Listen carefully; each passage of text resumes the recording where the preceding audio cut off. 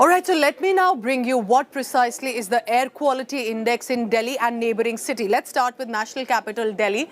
352, which is very poor. Remember, just a few days ago, it was severe and now it appears to have come down. Many have said that it feels at least better now to breathe the air in the national capital. What about our neighboring cities of Noida in Uttar Pradesh? 329, very poor. Also, let's go across to other cities, including Ghaziabad, again Uttar Pradesh, 322, again on the red of the graphics chart, which means poor, very poor, severe.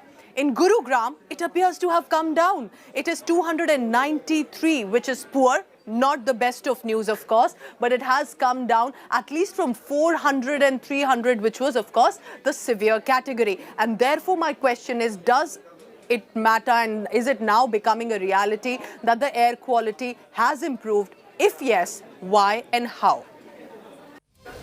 So is it that some of the reasons of this change could be for the emergency measures that were taken? Just to tell you that while the national capital residents continue to breathe toxic air, some curbs have been extended to fight pollution. For example, let me take you through. Schools and colleges have been shut till November 26, which is Friday. We're also being told that the ban on the entry of trucks carrying non-essential items in the national capital region has also been extended till the end of this week. What about construction, which many people have spoken about? It's a debatable issue, but even construction for now, and that's the change, has been lifted. Ban on construction has been lifted, but government employees continue to work from home. So these are some of the different parameters that have come. Some curbs are being extended, while some of ones have been lifted, specifically that on the construction ban. But of course, people are being advised as much as possible to work from home and try and take fewer vehicles on the roads as well. ये जो पराली जलती है हर साल, उसके बाद जो दिल्ली में पोल्यूशन हर साल गवर्नमेंट इतने प्रिकॉशंस लेती है, लेकिन फिर भी इतने ज़्यादा पोल्यूशन है कि मतलब गवर्नमेंट को स्कूल बंद करने पड़ जाते हैं और भी कुछ जैसे कंस्ट्रक्शंस बंद है, सब कुछ बंद है, लेकिन फिर भी ये माहौल है कि आदमी निकल नहीं सकता. I'm now joined by Vimalendu Jha. He's an environment expert. He's also one of the founders of an environment organization, Swechha, and has been tracking the air quality index in Delhi and nearby cities as well. Vimalendu, thank you for joining us. And it does appear that the air in the past few weeks has improved, if not drastically, at least to a small extent. What do you think could be the possible reason? Is it natural causes like the wind movement, or do you think this is the emergency measures by the government? So there are multiple reasons why you actually see improvement in air quality index. There's a strong wind that we're actually seeing in and around Delhi. Of course, the air quality index in Delhi was actually severe, almost touching 500 in several pollution hotspots on Sunday. So it's the wind, both the speed and the direction of wind that's actually causing this air to become slightly better. And also the fact that there are a few emergency measures that has actually helped clear our air. But largely, it's not the governance, it's the weather which is improving Delhi's air quality index on Monday.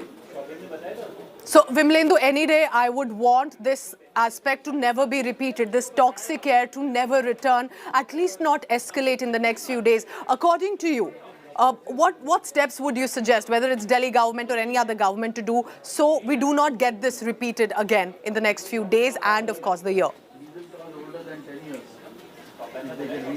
We need long-term measures. We cannot really live through lockdowns. We cannot really look at emergency solutions or emergency measures for solving air pollution crisis. We need to really work on public transport. We will have to really look at how dust control measures, both construction demolition dust as well as roadside dust, that needs to be controlled. We need to really stop burning garbage in and around Delhi, through the landfills or through neighborhoods that we're talking about. Even the coal thermal power plants, even the fact that there is so much of stubble that is actually burned for those 3 to 4 weeks. All those things have to be addressed And that's when we can perhaps imagine a Delhi or Delhi NCR to have a cleaner air. Please understand, Delhi gets that attention in terms of air pollution, but the problem is actually regional or North India problem or almost several other parts of India. So we need a regime where air quality is actually linked to public health, and numbers like 200, 300, 400 AQI should actually trigger some kind of a warning system or some kind of a public health emergency system. It needs to be collaborative. Enough of fighting, bickering that we actually see. Central government, all the respective state governments and municipalities will have to collectively look at these measures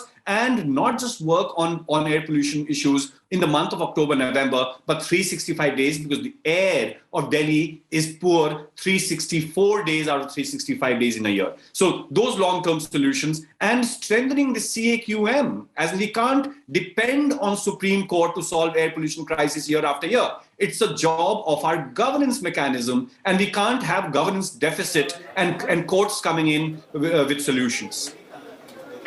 Well, I think for me personally, it was a delightful visual to see children, students returning to schools and colleges after the COVID pandemic. But again, the schools and colleges were shut. They're again shut till November 26. When do you think, according to your analysis, that schools need to reopen, that children need to go to offline classes again? See, children are the most vulnerable when we talk about air pollution. And given in the post-COVID times, the fact that there's no vaccine, our children are not vaccinated, it's very, very important that we actually protect our children. The only way the schools should open is when your air quality index is at least less than 200. As in, cities actually shut down at the air quality of 200 as well. We have actually normalized bad air. But for God's sake, I think only and only when the air quality index reaches for an average of at least 4 days under 200 is when the schools should be reopened.